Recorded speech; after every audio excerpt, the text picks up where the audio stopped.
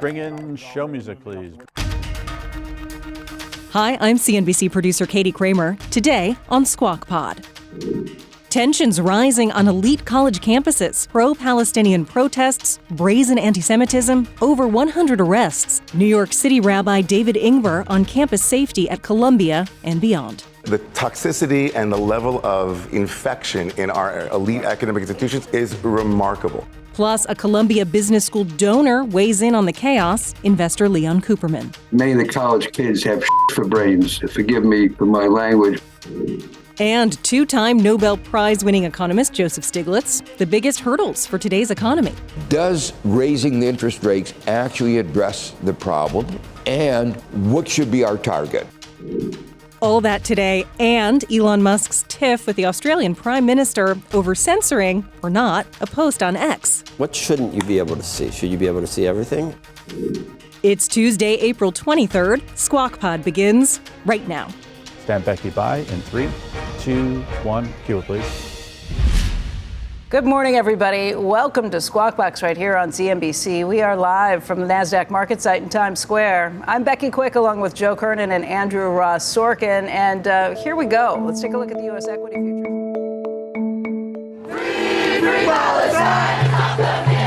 While there is hysteria about anti-Semitism on Columbia and Barnard's campus, the actual fact is there's systematic and institutional repression of students who are trying to fight a genocidal war against Muslims and against Palestinians. If there's any student, Jewish or whoever, that's been assaulted or wants to make a police report or wants to talk to the police, we encourage them to call 911.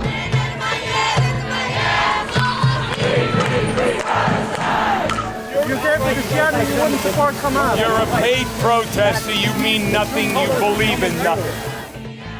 We want to talk about the escalating tensions on college campuses because last night, officials at NYU asked the NYPD to remove protesters from its campus.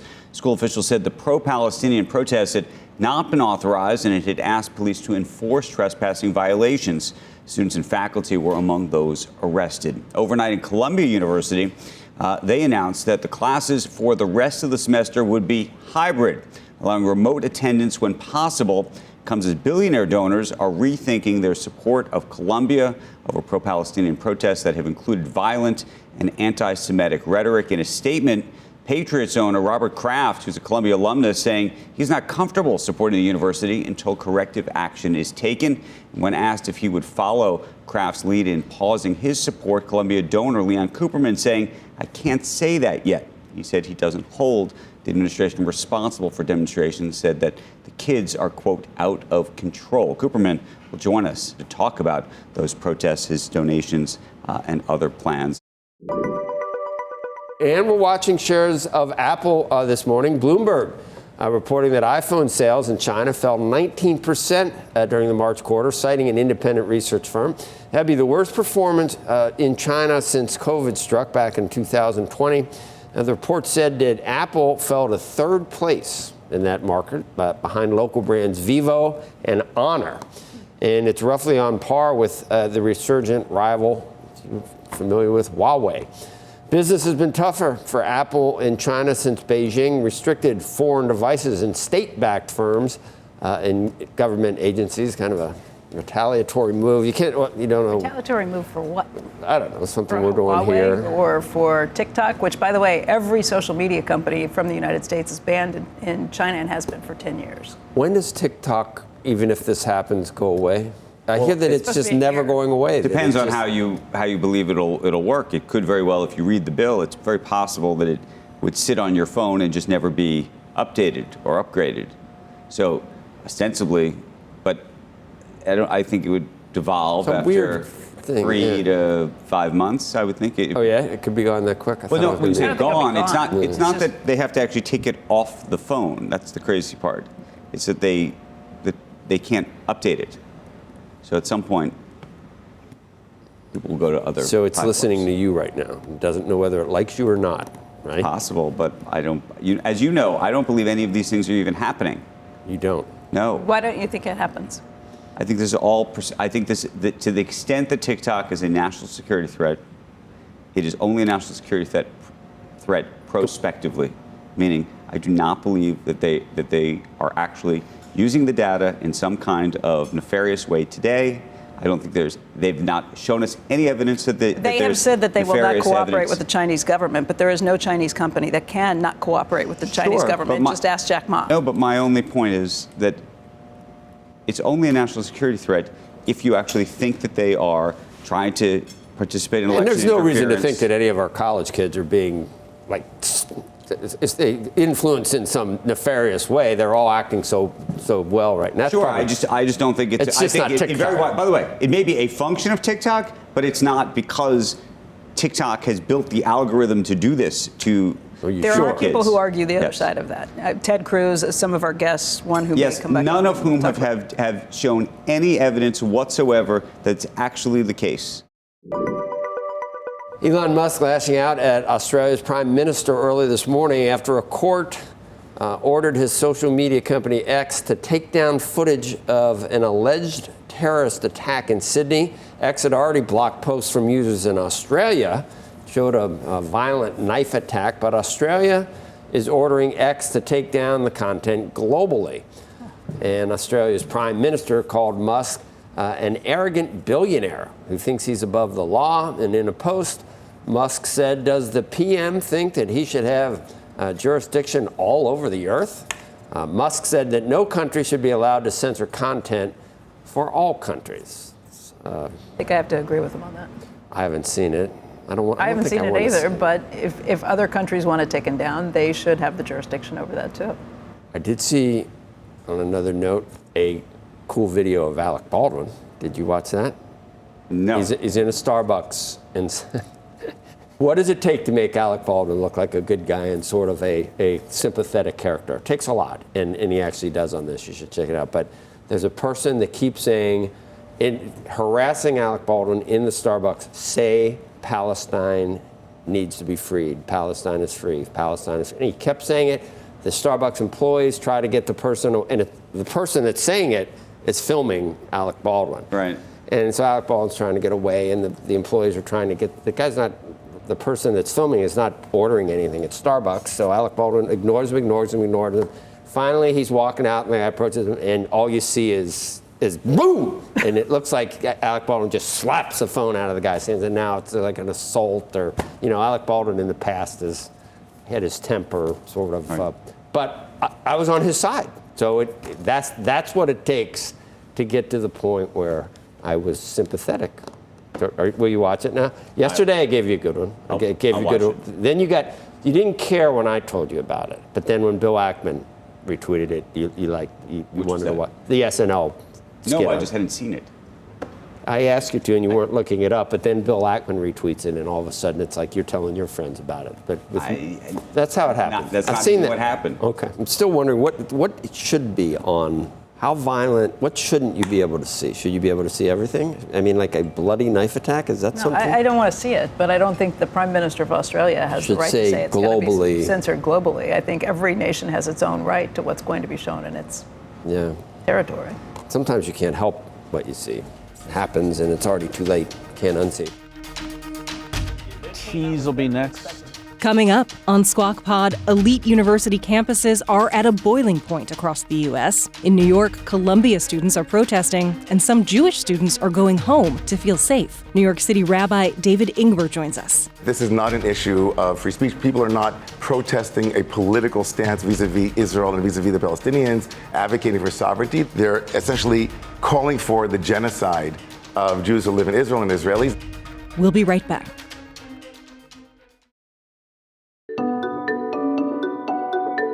Welcome back. This is Squawk Pod from CNBC. Free Palestine! Elite college campuses across the country have become a flashpoint for division in response to the Israel-Hamas war. Police have arrested dozens of students at pro-Palestinian demonstrations at Yale and NYU, and over 100 students were arrested on Columbia's campus on the Upper West Side of Manhattan. These arrests have not stopped the unrest. This past weekend, tensions and anti-Semitic chants escalated at a pro-Palestinian encampment on campus at Columbia. A video of an activist yelling that, quote, October 7th would be every day went viral. Never forget the 7th of October! That will happen! Never forget the 7th of October. Not 1 more time, not 5 more times, not 10 more times, not 100 more times, not 1,000 more times, not 10,000 times. In response, the university's president announced that all classes would be held virtually on Monday as a, quote, reset and a chance to de-escalate. Prompted by safety concerns, a school rabbi messaged Jewish students, encouraging them to go home to avoid potential danger. New York Governor Kathy Hochul called the harassment and rhetoric on campus vile and abhorrent. The city's mayor, Eric Adams, spoke out too, along with the White House, which called the chaos unconscionable and dangerous. With that, let's get back to Joe Kernen, Becky Quick, and Andrew Ross Sorkin. Joining us right now for his take on all this and what comes next, Rabbi David Ingber, founding rabbi of Renewal Synagogue Ramamu, and he's the senior director for Jewish Life and the senior director of the Brofman Center at Manhattan's 92nd Street Y. Good morning to you. I think we're all just trying to understand first of all, what we think has even happened over the weekend and what you've seen, given your proximity to it all. Yeah, so my proximity is not only because my synagogue is in that neighborhood, but also I have congregants who are members of the faculty at Columbia University. I have family members who attend Columbia University. So I'm hearing firsthand, and we're receiving firsthand videos, from my niece on our WhatsApp group. So I'm seeing it, and it's around me. It's also. I live in that neighborhood, so I'm seeing it on the streets. Right. It's unbelievable. I mean, just for our viewers to know, like about 75 blocks from here, there are people chanting that October 7th and the massacre of Jews, the pogrom that took place on October 7th, they're saying it's not going to happen once or 10 times. It's going to happen 1,000 times. Twice we've said we want to tone down the rancor. I mean, that is soft. So someone is going to get hurt or killed at one of these. I mean, what the president said about there being a reset is absurd. We don't need a reset. We need absolute consequences and enforcement. And the university essentially brought in the NYPD in order to do kind of like to clear the encampment. But of course, it's just a small gesture. So it's not safe on campus for Jewish students. What do you think is happening, therefore, from an administrative level at this university? We've seen this at other universities, but what do you think is happening at Columbia right now? We were talking before, Columbia Business School, one of the most famous business schools in the country. Warren Buffett's a famous alumni, Henry Kravis. I mean, there's a whole long list.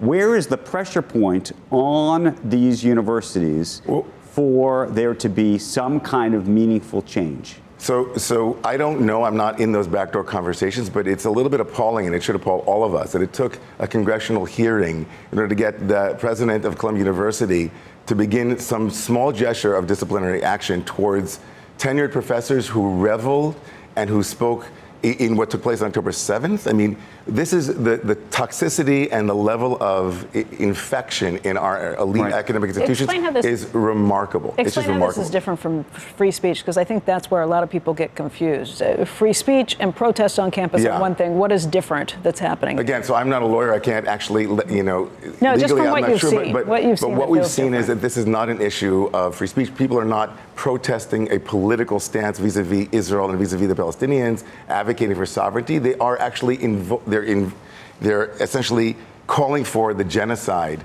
of Jews who live in Israel and Israelis. They're physically intimidating students. Students don't feel safe. We already read from the beginning that one of the rabbis in Columbia University, said that students in 2024 have to leave Columbia's campus, the Upper West Side of Manhattan, in order to be safe on Passover. The irony of this is so thick, we should actually be bowling over. I mean, Passover is a holiday that celebrates the Jewish liberation in the face of Egyptians that were trying to murder them and that enslaved them for 400 years and so on. And here we are, 2024.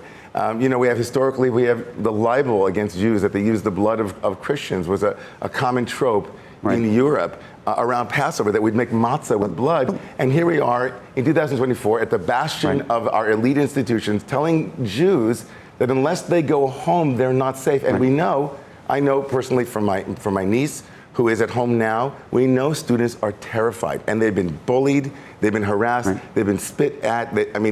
It's a terrible scene. Here's my question to you, Rabbi, and the reason why I mentioned the business leaders, because historically they have had influence over these universities. Sure. Last night, we made calls, CNBC made calls to a number of business leaders, alumni on the board of and connected to this university, Columbia. Sure. And to a man, nothing. Right. Zero. No comment, no statement. We don't want to say anything. Shame. And we can take Columbia out of this. But more broadly, and I've had a number of conversations with CEOs about this, who all say, I can only talk to you, Andrew, off the record. I don't want to talk to you on the record about this. I can't say anything publicly. I fear that my employees are going to come for me. Sure. I fear that the customers who are against this are going to come for me.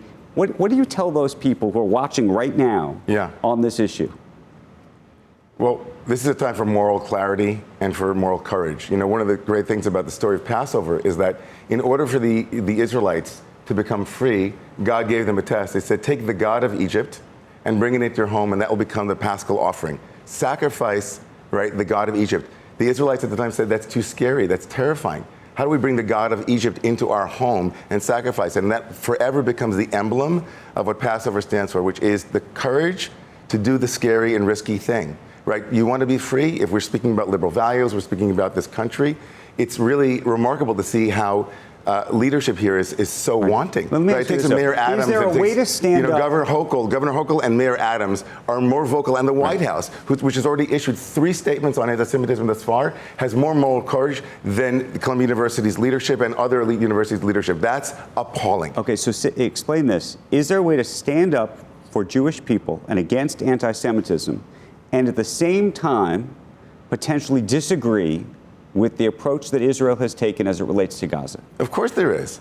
Of course there is. If peaceful protest is something that is guaranteed, right, by our Constitution guarantees that right to each and every one of us. But we're not talking about peaceful protests. Go to NYU now, where encampments are also happening. Go and visit Columbia University. Try to see. By the way, it's happening at Yale. I think we have live video of that literally right now. Absolutely. Physically, as we're having this conversation. And you can make a case that anything Israel is doing right now is the stated intention of making it safe for people that are in those areas so that this never happens again. Right. And the gauntlet was thrown down not by Israel. So I could make a case against what you're saying that they should be taking a different approach. No, I'm just suggesting that I don't think they should be taking it. I'm suggesting there is clearly disagreement over the approach Israel is taking. But I'm suggesting there should be a way. There should be a way to actually be able to have that debate without having to go around. Right. And some of these feckless CEOs, I almost said something worse than that. Some of these feckless CEOs are perfectly willing to speak out on gender misidentification within there, and all these left-wing tropes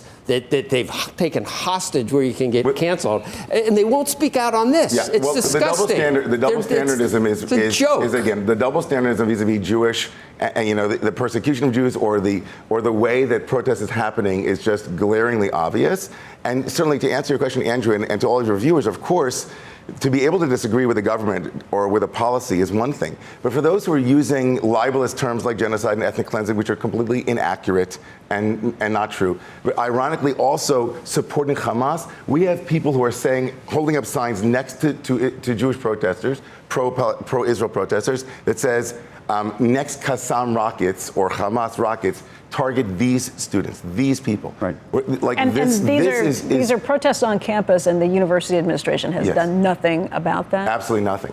I mean, it's small measures, right? Token measures, right? The token measures from Columbia University's president is shameful. Okay. And the fact that it took Congress. I got one that you will either think is very easy or very hard. Yeah. And this happened after some of the issues were emerged at Harvard. Bill Ackman and a number of other people came out and said, you know what? If you're engaged in this kind of activity, we would never hire you. You would be blacklisted from our companies. And then you had Larry Summers and others come out and say, you know what? These are young people who don't know any better. We shouldn't give them a hard time on this issue. What does the rabbi say from a moral perspective? No, it's clear that there have to be consequences for this behavior. I mean, moving forward, steps that we should be taking, the president of the university should be expelling students that are engaged in anti-Semitic activity, expelling and firing professors whose social media accounts have the celebration of Hamas's attacks and that the vile support for those activities. It's not resistance to murder men, women, and children, and so on. And going forward, business leaders should be penalizing employees. Google is an example. Just did it. Google just did that, 28 of their employees, right? It's a great thing. We have Alexander Karp, right, who's from also, Palantir. From Palantir. So we have examples of the business world holding these universities and its students to an account. And I think ultimately, as someone said, I think brilliantly, this is really a great case study in marketing going forward, marketing courses on how elite universities lose brand equity, right?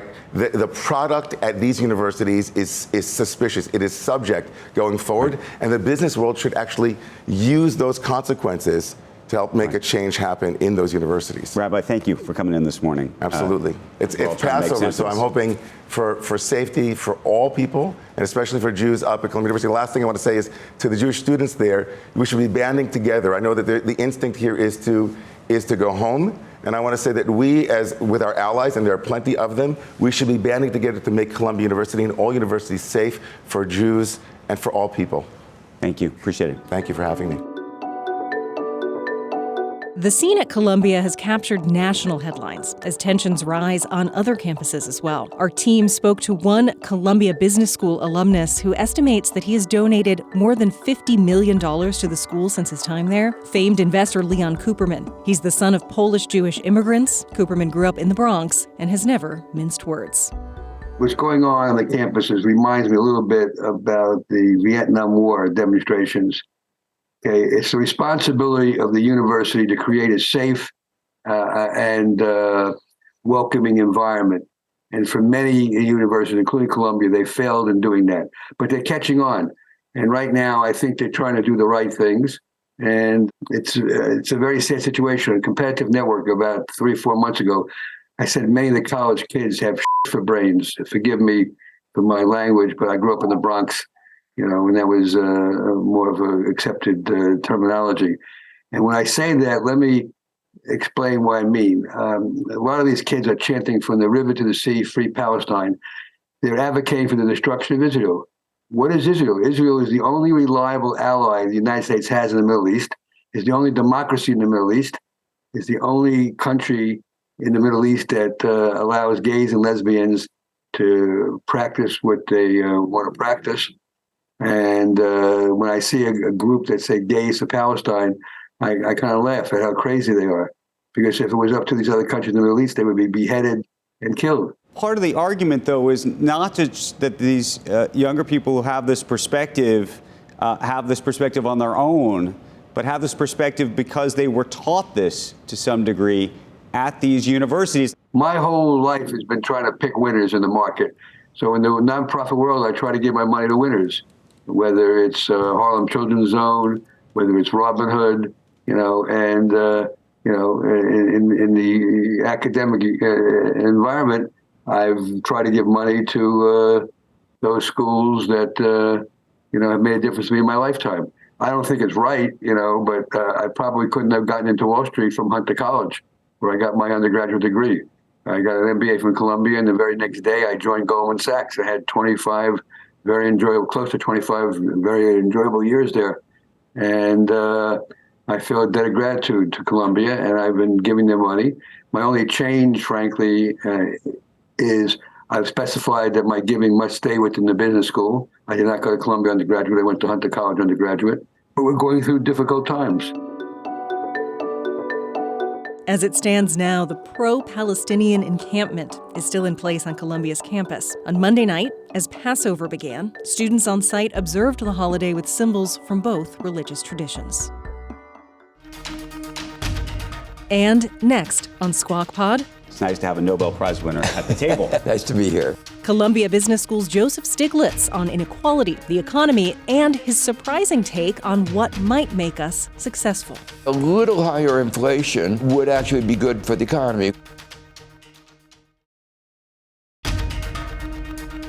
You're listening to Squawk Pod. Stand by, Joe. His mic, cue.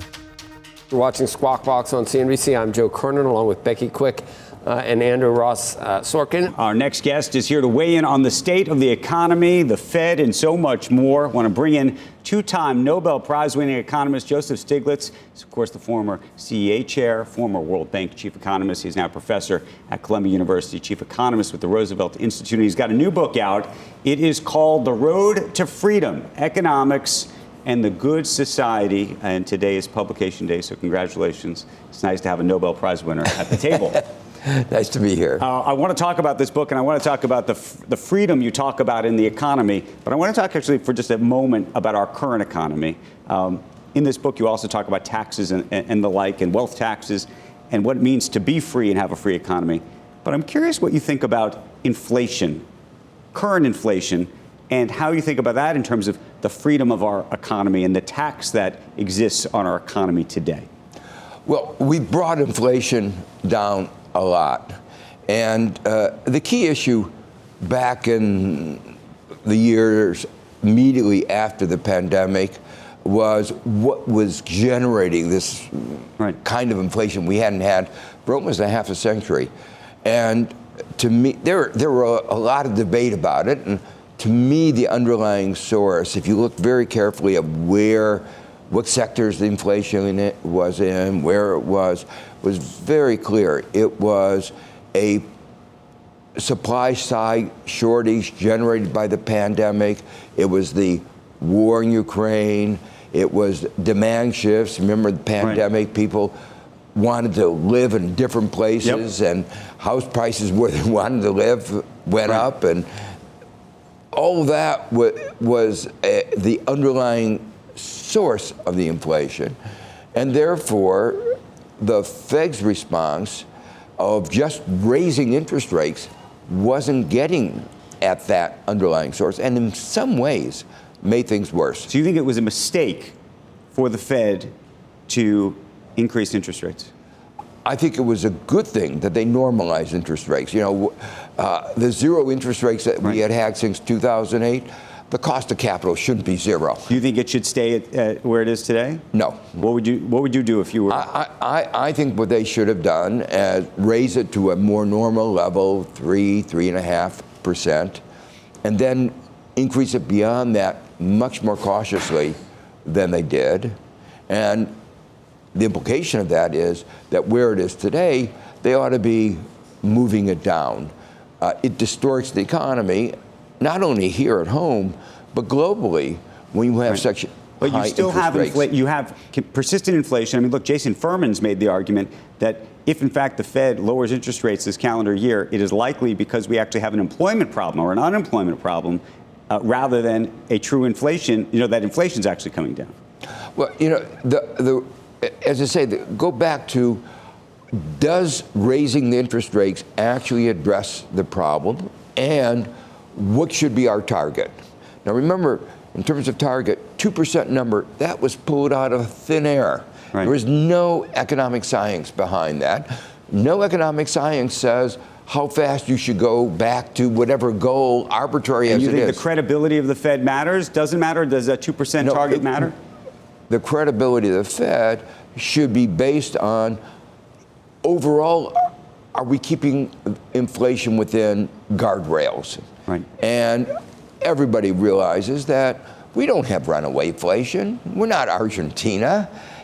We have a stable economic system. It's insidious long term. It can be insidious long term if it were to stay at 4 or 5% year after year. If it started getting higher and higher, that would be, you're absolutely right, that would be insidious. It compounds. But if it comes down to 5, 4, and then it's drifting down to 3 and 2, that's fine. But fine. over 10 years, you look at what the dollar's worth. If it was, let's say, 4% instead of 3%, it's an actual difference over. You don't think? No, not really. Do you know Road to Freedom is Arthur Brooks's? This was not in response to an Arthur Brooks book, because it's almost the opposite of all your remedies. His is based, and I think you read it. Remember, I paid you entrepreneurship, personal responsibility, upward mobility, and less government, and more private sector, and more. It's weird that it has the same name. So there must be.